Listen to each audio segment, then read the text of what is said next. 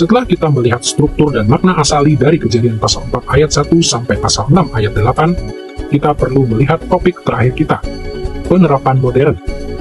Bagaimanakah Perjanjian Baru mengajak kita untuk menerapkan bagian ini dalam sejarah purba Musa di dalam kehidupan kita saat ini?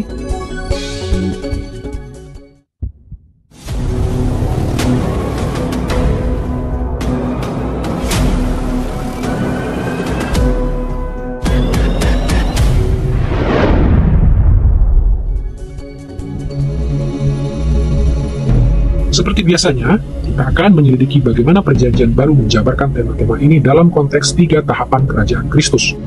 Pertama, inaugurasi kerajaan yang terjadi ketika Kristus pertama kali datang ke bumi. Kedua, kontinuitas kerajaan yang meliputi sepanjang sejarah gereja.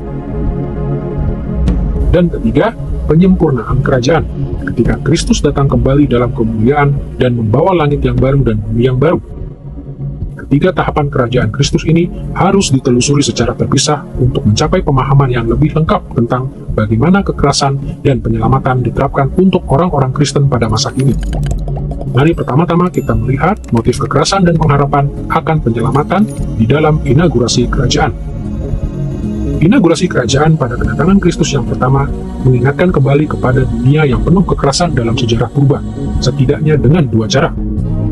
Pertama, kita melihat kaitannya dengan kekerasan yang diderita oleh Yesus ketika ia berada di bumi. Dan kedua, kita melihat kaitannya dengan penyelamatan yang Yesus hadirkan bagi umatnya. Pertama-tama, mari kita melihat penderitaan yang Yesus alami pada kedatangannya yang pertama. Semua orang yang mengenal kehidupan Yesus mengetahui bahwa Yesus menderita penganiayaan dari dunia ini dalam banyak hal.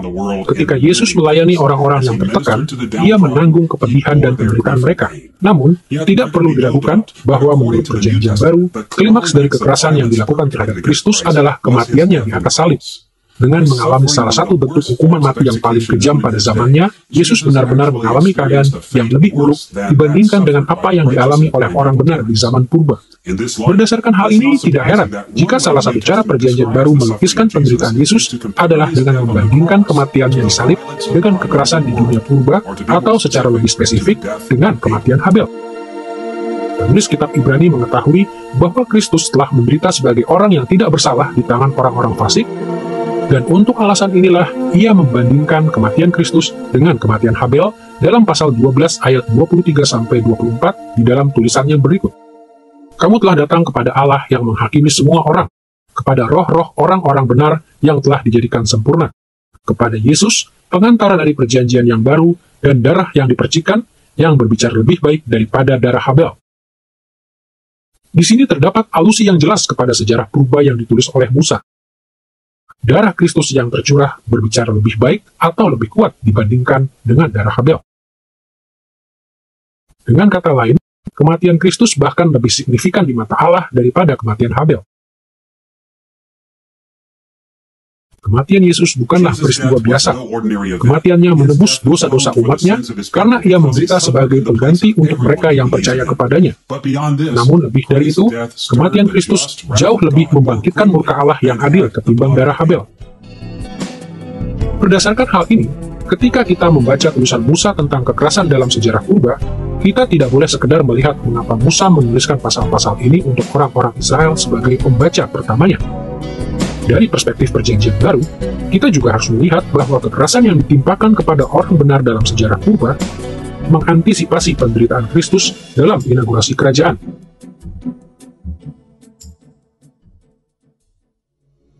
Setelah kita melihat bagaimana Perjanjian Baru menunjukkan kaitan di antara dunia purba yang penuh kekerasan dengan penderitaan Kristus, kita perlu melihat cara kedua inaugurasi kerajaan menyentuh bagian ini dalam kitab Kejadian. Kaitan yang penting juga muncul dalam pengharapan akan penyelamatan yang dibawa oleh Yesus ke dunia. Yesus menggunakan sebagian besar pelayanannya kepada orang banyak untuk memberitakan berita pengharapan, yaitu berita Injil, berita bahwa suatu hari nanti penderitaan di dalam kehidupan akan berakhir bagi mereka yang mengikuti Dia. Kesetiaan Yesus kepada berita Injil ini muncul di sepanjang ajarannya. Namun, pertimbangkan betapa jelasnya berita tentang penyelamatan itu muncul dalam ucapan-ucapan bahagia atau beatitudes, pernyataan-pernyataan pembukaan yang berisi berkat di dalam khotbah di bukit. Ketika Yesus memulai khotbah yang terkenal ini, ia mengucapkan kata-kata ini di dalam Matius pasal 5 ayat 10-12 berikut. Berbahagialah orang yang dianiaya oleh sebab kebenaran, karena merekalah yang empunya kerajaan sorga. Berbahagialah kamu, jika karena aku kamu dicela dan dianiaya, dan kepadamu difitnahkan segala yang jahat. Bersukacitalah dan bergembiralah, karena upahmu besar di sorga. Ucapan-ucapan bahagia ini menyatakan bahwa salah satu fokus utama dalam pelayanan pengajaran Yesus adalah untuk membawa berita yang penuh pengharapan bahwa Allah tidak akan meninggalkan umatnya. Yesus mendorong para pengikutnya untuk memiliki pengharapan bahwa Allah pada suatu hari nanti akan melepaskan mereka dari semua penderitaan. Namun Yesus tidak sekedar mengajarkan kabar baik tentang pengharapan akan penyelamatan melalui kematian dan kebangkitannya. Ia sebenarnya telah menggenapi penyelamatan yang ia beritakan. Karena Yesus adalah anak Daud yang sempurna, kematiannya menjadi jalan perdamaian bagi dosa-dosa umat Allah. Kematiannya telah membayar harga untuk dosa, agar para pengikutnya tidak perlu takut lagi terhadap teror kematian. Seperti yang kita baca dalam Ibrani pasal 2 ayat 14-15, Yesus mati agar oleh kematiannya ia memusnahkan dia, yaitu iblis yang berkuasa atas maut, dan supaya dengan jalan demikian ia membebaskan mereka yang seumur hidupnya berada dalam perhambaan oleh karena takutnya kepada maut. Jadi kita melihat bahwa tema-tema kekerasan dan pengharapan akan penyelamatan langsung diterapkan kepada inaugurasi kerajaan di dalam Kristus. Sebagaimana Musa menulis untuk mengakui adanya ancaman-ancaman terhadap Israel dan mengajar Israel tentang kuasa Allah untuk menyelamatkan, Perjanjian Baru mewahyukan bahwa Kristus telah datang untuk menderita kekerasan dan membawa penyelamatan bagi umatnya dari kuasa kefasikan di dalam dunia.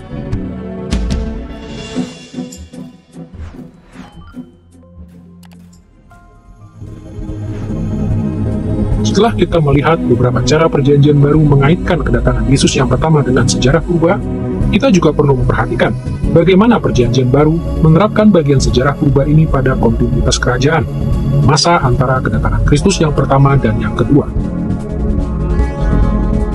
Setidaknya ada dua cara Perjanjian Baru menjelaskan bagaimana kontinuitas dari kerajaan menyentuh tema-tema dari Kejadian pasal 4 ayat 1 sampai pasal 6 ayat 8.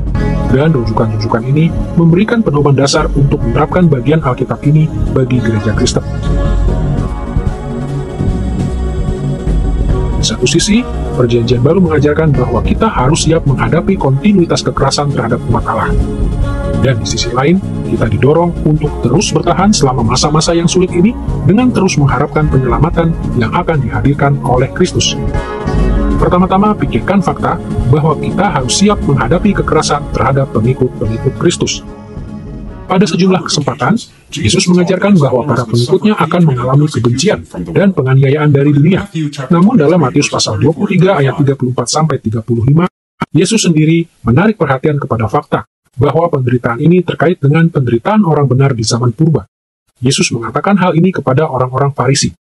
Aku mengutus kepadamu nabi-nabi, orang-orang bijaksana dan ahli-ahli Taurat. Separuh di antara mereka akan kamu bunuh dan kamu salibkan. Yang lain akan kamu sesah di rumah-rumah ibadatmu dan kamu aniaya dari kota ke kota, supaya kamu menanggung akibat penumpahan darah orang yang tidak bersalah, mulai dari Habel, orang benar itu, sampai kepada Zakharia, anak Berehia. Yesus menubuatkan bahwa ketika ia mengutus para pengikutnya ke dalam dunia, mereka akan mengalami penganiayaan yang berat. Namun perhatikan juga, bagaimana Yesus mengaitkan nubuat ini dengan sejarah purba. Ia berkata bahwa penganiayaan yang akan menimpa para pengikutnya akan melanjutkan pola kekerasan yang telah dimulai sejak darah Habel yang benar yang dibunuh oleh Kain.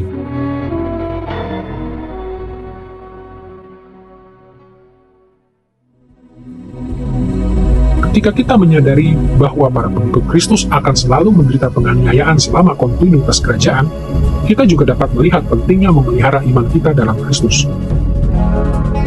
Dalam suratnya, penulis kitab Ibrani menyentuh hal ini dalam pasal 11, di mana kita membaca kata-kata ini dalam pasal 11 ayat 4 berikut. Karena iman Habel telah mempersembahkan kepada Allah korban yang lebih baik daripada korban Kain. Dengan jalan itu, ia memperoleh kesaksian kepadanya bahwa ia benar, karena Allah berkenan akan persembahannya itu, dan karena iman itu masih berbicara sesudah ia mati. Ide utama dalam nas ini adalah bahwa para pengikut Kristus di segala zaman harus mengikuti teladan Habel. Walaupun kebenaran Habel mendatangkan kesulitan dari kakaknya yang jahat, Habel berdiri sebagai teladan kesetiaan yang harus diikuti oleh semua orang percaya, bahkan pada zaman kita. Jadi kita melihat bahwa tema kekerasan dan penyelamatan dalam sejarah purba juga berlaku bagi para pengikut Kristus selama kontinuitas kerajaan. Di satu sisi, kita harus siap menderita perlawanan dan kekerasan di zaman kita. Namun di sisi lain, ketika kita mengalami masa-masa kesukaran ini, kita dapat mengatasinya hanya jika kita setia dan berharap bahwa suatu hari nanti Kristus akan menyelamatkan kita. Setelah kita melihat bagaimana posisi dari tema kekerasan dan penyelamatan ini di dalam inaugurasi dan kontinuitas kerajaan, kita perlu melihat tahapan terakhir dari kerajaan Kristus, yaitu kedatangannya yang kedua. Secara sederhana, Perjanjian Baru mengajarkan bahwa pada saat Kristus datang kembali, kita akan melihat berakhirnya kekerasan terhadap umat Allah dan kita akan mengalami penyelamatan final yang membawa kepada dunia berkat yang kekal. Berakhirnya kekerasan adalah aspek sentral dalam potret Perjanjian Baru tentang penyempurnaan. Ketika Kristus datang kembali, Ia akan menghadirkan pembaharuan skala besar terhadap ciptaan, bebas dari semua kekerasan. Dengarkan bagaimana Rasul Yohanes menggambarkan kedatangan kembali Kristus dalam Wahyu pasal 21 ayat 1-5 berikut. Lalu aku melihat langit yang baru dan bumi yang baru, sebab langit yang pertama dan bumi yang pertama telah berlalu. Dan aku mendengar suara nyaring dari tahta itu berkata, Allah sendiri akan menyertai mereka dan menjadi Allah mereka. Ia akan menghapus segala air mata dari mata mereka. Tidak akan ada lagi maut, atau perkabungan, atau ratap tangis, atau penderitaan. Sebab tatanan yang lama dari segala sesuatu itu telah berlalu. Ia yang duduk di atas tahta itu berkata, Aku sedang menjadikan segala sesuatu baru. Namun di saat yang sama, penyempurnaan kerajaan Kristus tidak sekedar mengakhiri kekerasan. Ketika Kristus datang kembali, Ia akan mengaruniakan berkat-berkat kehidupan dan perdamaian yang tidak berkesudahan kepada umatnya. Penyelamatan kita akan terjadi secara menyeluruh dan final. Dalam Wahyu pasal 22 ayat 1-2, kita membaca deskripsi ini tentang penyelamatan final kita. Lalu Ia menunjukkan kepadaku sungai air kehidupan yang jernih bagaikan kristal dan mengalir keluar dari tahta Allah dan tahta anak domba itu. Di tengah-tengah jalan kota itu, yaitu di seberang menyeberang sungai itu, ada pohon-pohon kehidupan yang berbuah 12 kali tiap-tiap bulan sekali. Dan daun-daun pohon itu dipakai untuk menyembuhkan bangsa-bangsa. Pengharapan akan penyelamatan final dalam kedatangan Kristus yang kedua kali muncul di sepanjang Perjanjian Baru. Pengharapan ini mengekspresikan puncak kepercayaan Kristen. Kita mendambakan hari ketika segala ujian dan kesulitan-kesulitan dalam dunia ini akan digantikan dengan keajaiban-keajaiban yang menghidupkan dari dunia yang akan datang. Penderitaan akan diganti dengan sukacita, perjuangan akan diganti dengan kemenangan, dan kematian akan diganti dengan kehidupan kekal. Jadi kita melihat bahwa sama seperti Musa menulis tentang dunia purba yang penuh kekerasan untuk mendorong orang Israel untuk melanjutkan perjalanan menuju ke Kanaan, demikian juga Perjanjian Baru mengajar kita untuk merindukan dunia baru yang akan datang pada masa penyempurnaan. Ketika Kristus datang kembali, semua orang yang percaya kepadanya akan melihat akhir dari kekerasan, dan mereka akan mewarisi penyelamatan yang sepenuhnya dan mulia, yang membawa kepada dunia keselamatan yang kekal. Dalam pelajaran ini, kita telah melihat beberapa aspek dari dunia purba yang penuh kekerasan yang digambarkan dalam Kejadian pasal 4 ayat 1 sampai pasal 6 ayat 8. Kita telah melihat struktur dan bagian ini dalam kitab Kejadian. Kita juga telah melihat bagaimana Musa pada awalnya menuliskan materi ini untuk mendorong orang Israel yang mengikut dia menuju ke Kanaan. Dan kita juga telah belajar bahwa sebagai orang Kristen, kita harus menerapkan bagian sejarah purba ini kepada iman Perjanjian Baru kita. Ketika kita memahami bagian kitab Kejadian ini sesuai dengan tujuan awal Musa bagi orang Israel, maka bagian ini tidak lagi sekedar menjadi suatu catatan tentang masa lalu. Sebaliknya, kita dapat melihat bahwa sebagaimana Allah telah menyelamatkan dari kekerasan di zaman purba, dan sebagaimana Allah kemudian menyelamatkan Israel di zaman Musa, kita dapat memperbesar pengharapan kita bahwa pada suatu hari nanti, Kristus juga akan menyelamatkan kita dari dunia yang penuh kekerasan ini.